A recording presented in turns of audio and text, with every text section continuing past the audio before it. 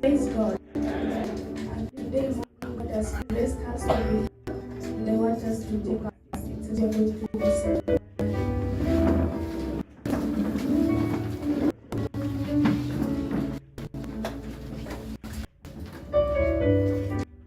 Today, I just want us to speak about one thing, but in several words. We shall speak about the grace of God. The grace of God.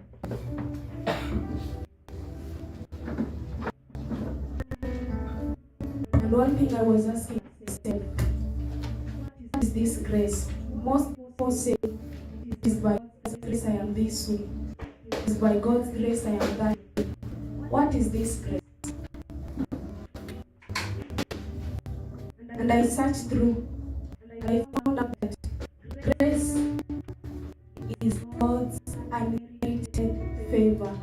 Can somebody say God's unmerited favor? Yeah. God, grace is God's unmerited favor. And you see, we were saved by grace. And if it was not for this grace, maybe none of us would have been saved. And this grace came by Jesus died on the cross, right? Yeah. Not mind about my voice. Yeah. So, and grace is there to stand for our unworthiness. Our unworthiness. Maybe somebody can look at you this morning, the way you are, and maybe feels in his or her heart, this person does not deserve this thing because I saw this person doing this, maybe something wrong. But because you are not God, you find this person, maybe he or she has received a certain blessing. But because it is you, but it is the grace of God upon that person that is able to have that thing. Yeah? The grace of God.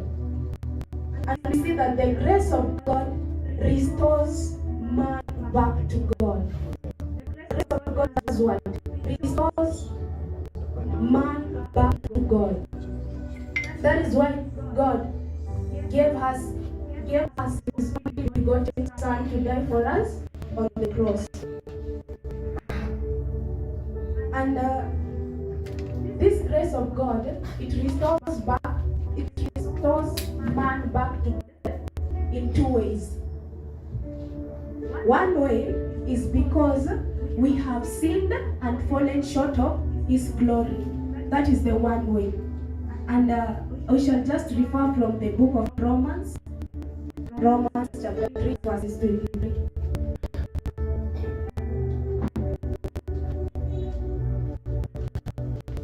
Romans chapter 3, verses 23. This is just a reference from the word. The Bible says, "For all have sinned and fallen short of the glory of God." So the grace of God, a man is restored back to God because of one thing. We have sinned and all have fallen short of His glory. The second thing is because we have incurred God's wrath. We have incurred God's wrath, and that we shall see in the book of Ephesians. Ephesians chapter 2, verse 3.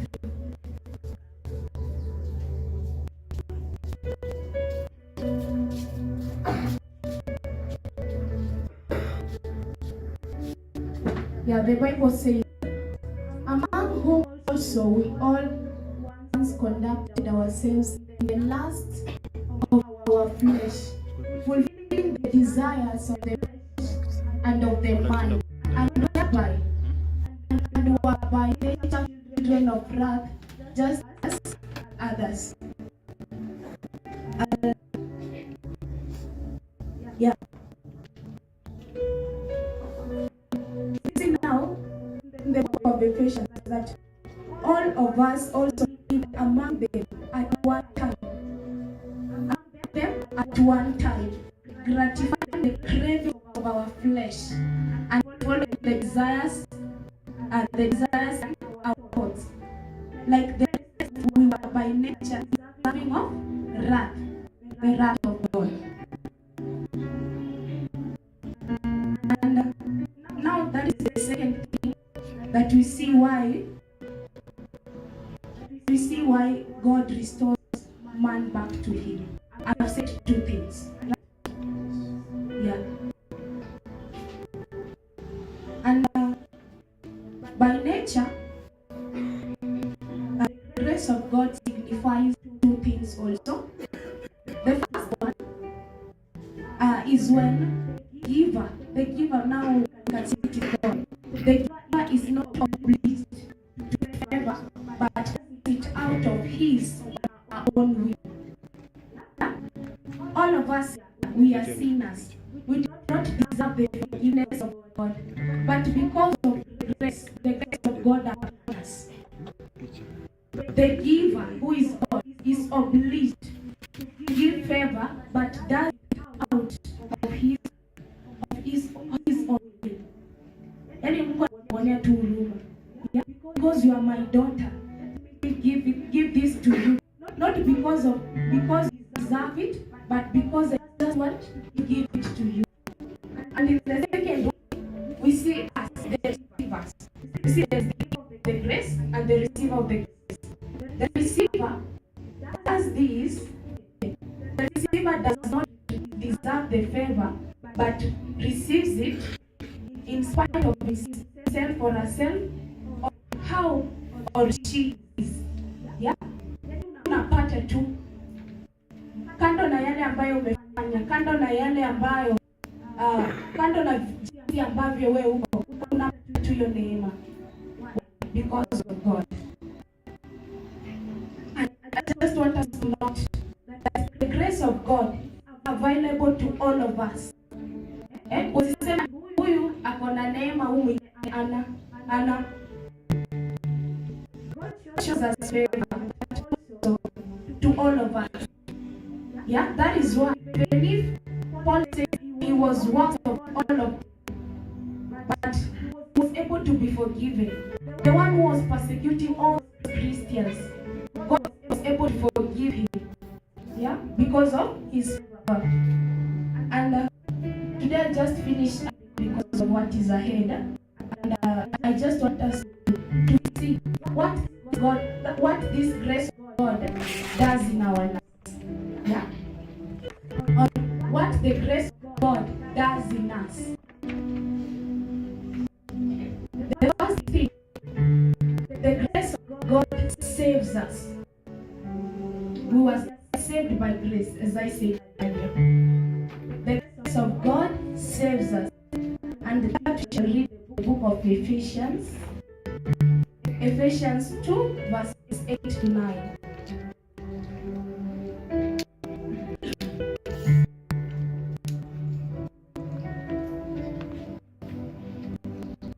Ephesians chapter 2, verses 8 to 9. The Bible says, "For it is by grace you have been saved, through faith, and this not from yourselves. It is the gift of God." Verses 9. "Not by works, so that no one can boast." Right? Can you repeat verse 8? It is by grace you have been saved.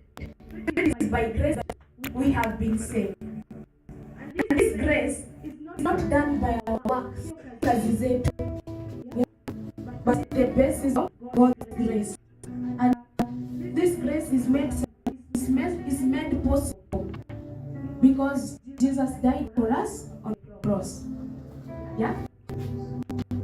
I just wanted to look at the second, which is God's grace justifies us. God's grace justifies us. That will take me to the book of Romans, chapter verses 24.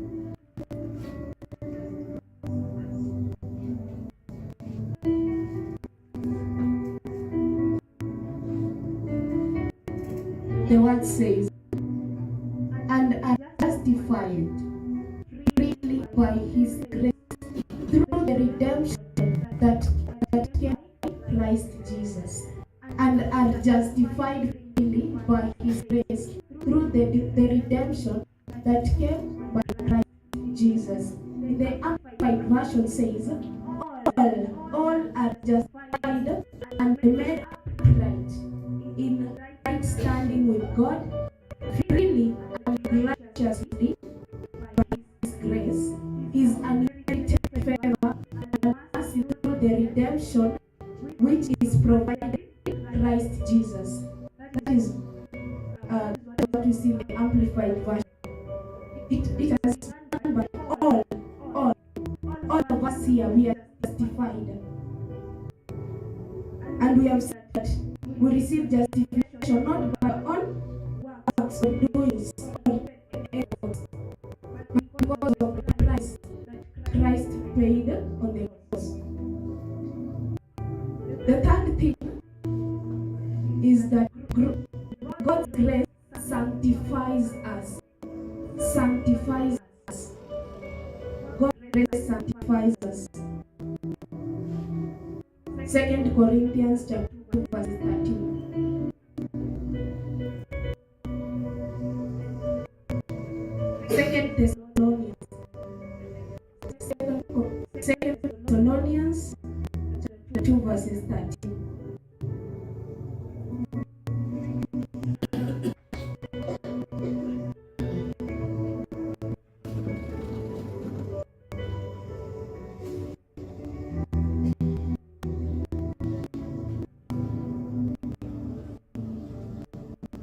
The Bible says, we ought always to thank God for you, brothers.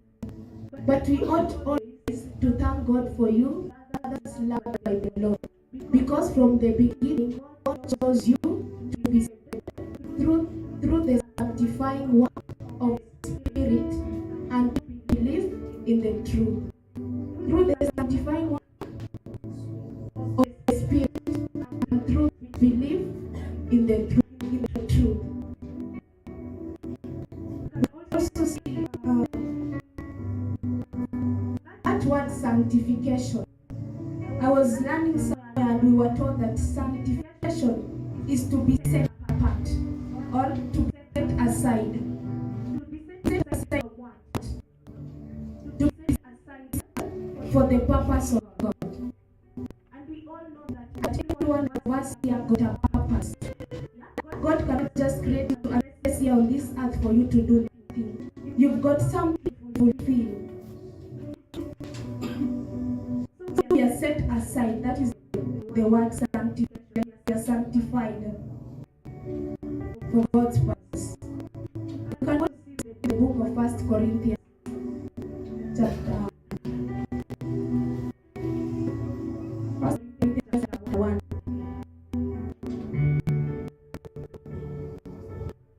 Chapter 1 verses 30.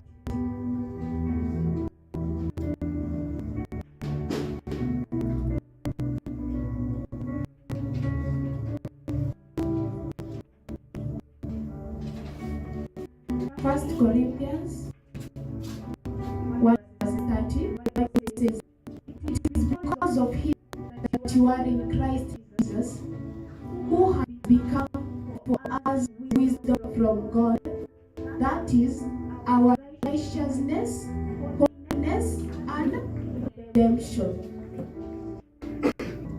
The other verse says, but of him you are in Christ Jesus, who became for us.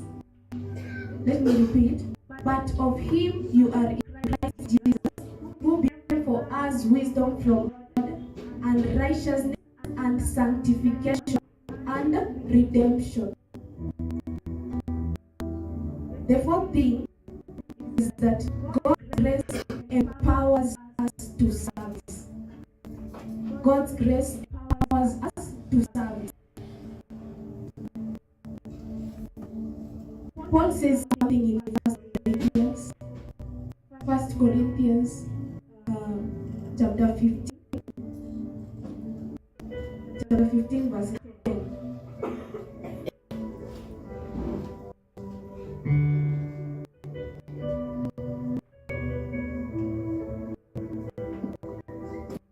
The Bible says, but by the grace of God, I am what I am. This is Paul speaking. And his grace to me was not without effect. No, I worked harder than all of them, yet not I. But the grace of God was with me.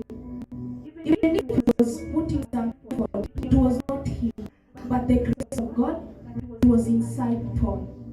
Yeah?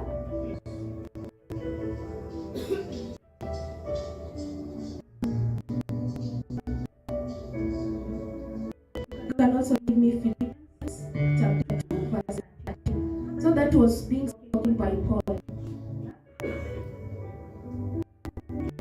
That even if you worked harder, yeah? Philippians 2:13. The Bible says, for it is God who works in you to will, to act according to his good purpose. For it is God who works in you. So everything that you do, you don't have to see it is your own effort.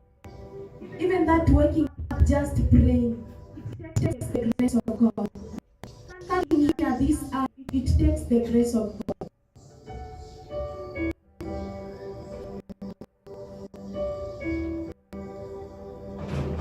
And that is why God has given us some abilities. There are abilities inside of us.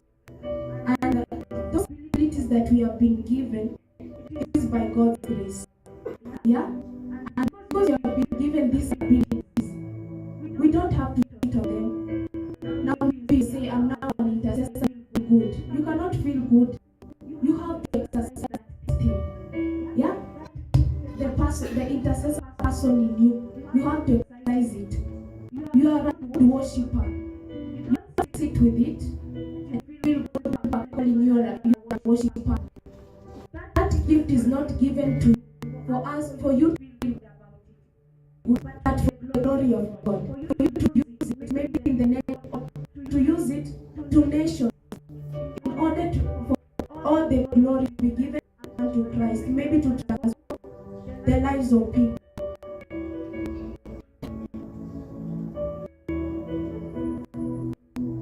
The fifth thing I want us to see is that God's grace brings forgiveness. God's grace brings forgiveness.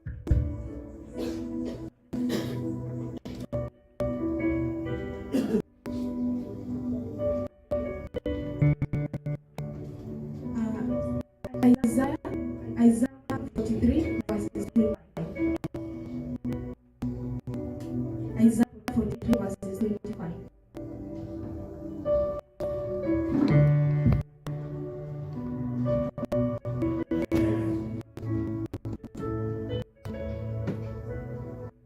I, even I, am he who blots out your transgressions for my own sake, and remembers your sins no more.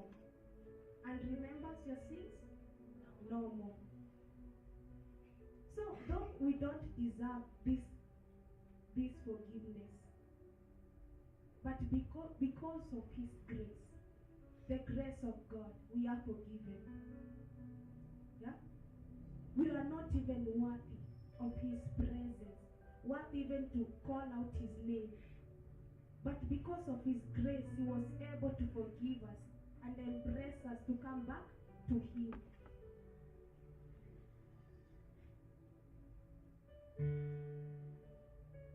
The last thing is that God's grace brings sustainability. God's grace brings sustainability. Philippians chapter 2 verses 13. God's grace brings sustainability.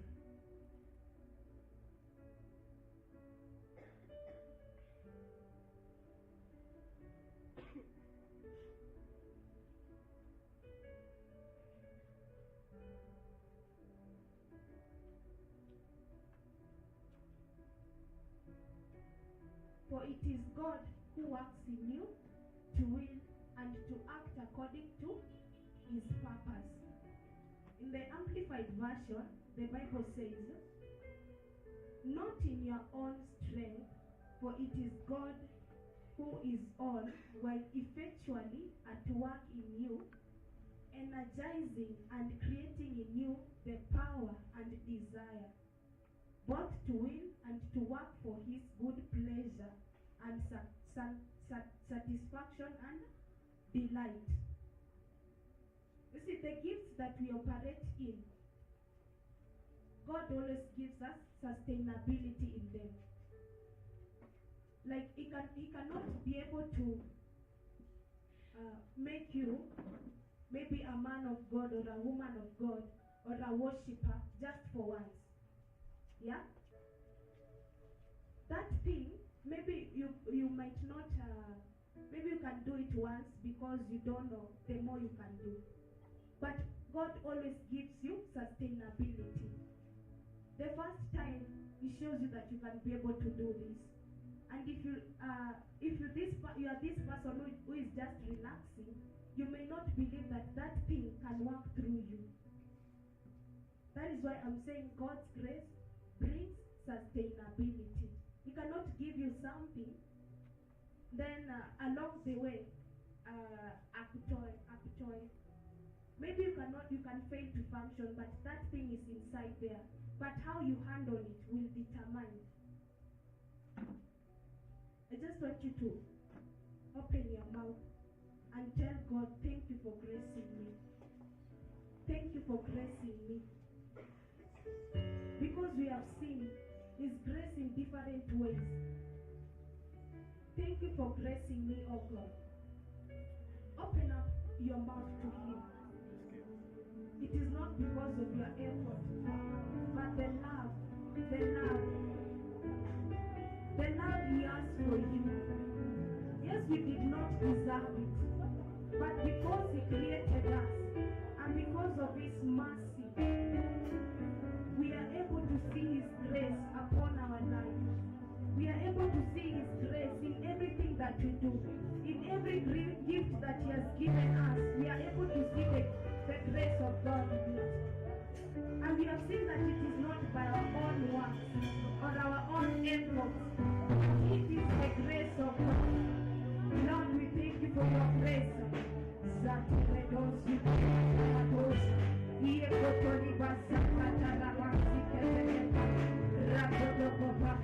If it could be a human being, it would say, because you did this to me, you cannot give me grace. But because it is God,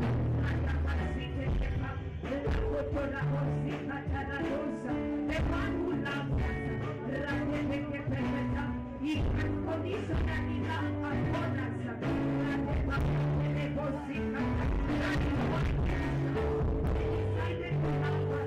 That is why he decided to grace us.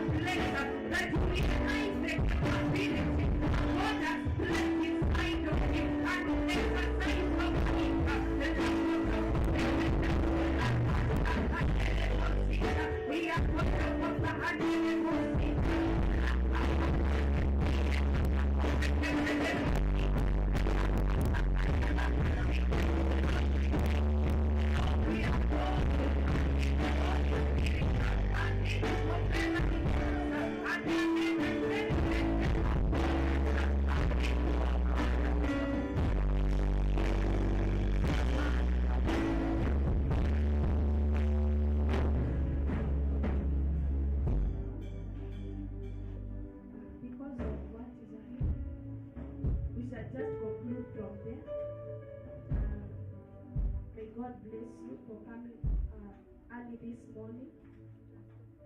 Worship team can just plan ourselves so that we might begin our service. We are beginning 10. So in the next 10 minutes, our departments you can meet.